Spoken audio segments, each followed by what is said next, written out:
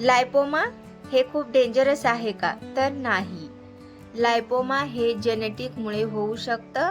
याची काय कारणे आहेत आणि आपण यावर काय होमिओपॅथिक ट्रीटमेंट घेऊ शकतो, तर आज आपण पाहणार आहोत. तर चला पाहू.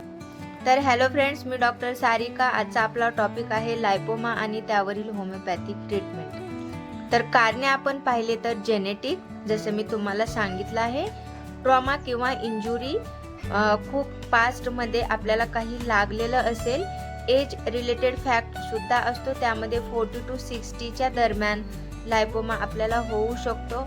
ज्या व्यक्तीला हाय कोलेस्टेरॉल आहे अशा व्यक्तीमध्ये, अल्कोहोल कंजप्शन जे जास्त प्रमाणामध्ये करतात अशा लोकांना सुद्धा लायपोमा होऊ शकतो. तर लायपोमा म्हणजे आहे काय?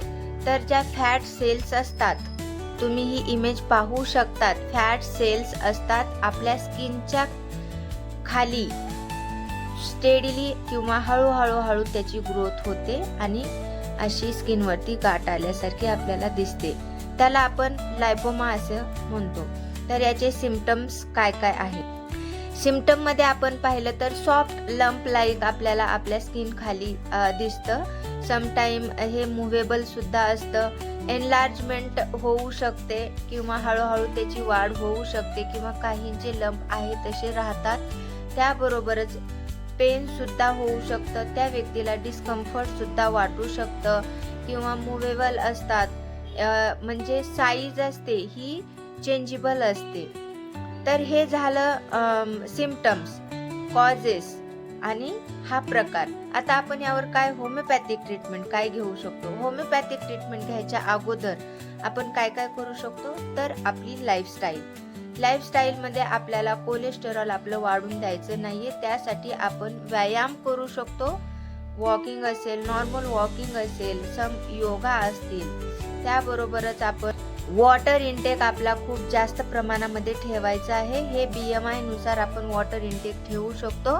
बट मी तुम्हाला एक साधा फॉर्म्युला सांगते. जर 5 फूट व्यक्ती असेल तर त्या व्यक्तीने 5.5 लिटर पाणी घ्यायला हवं.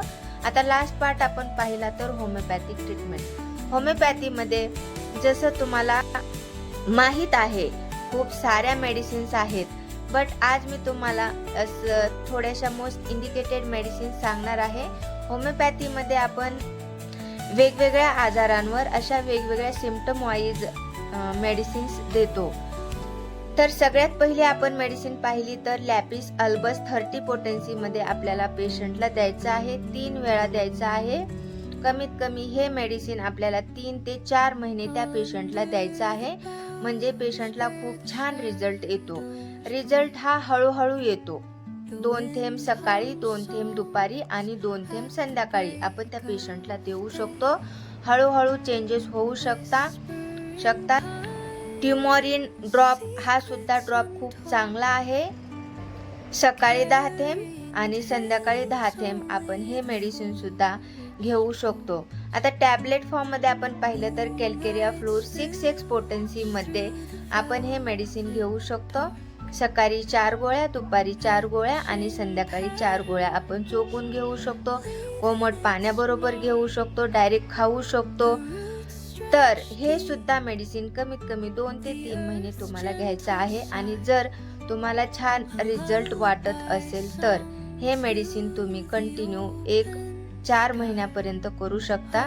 100% तुम्हाला रिझल्ट येऊन जातो.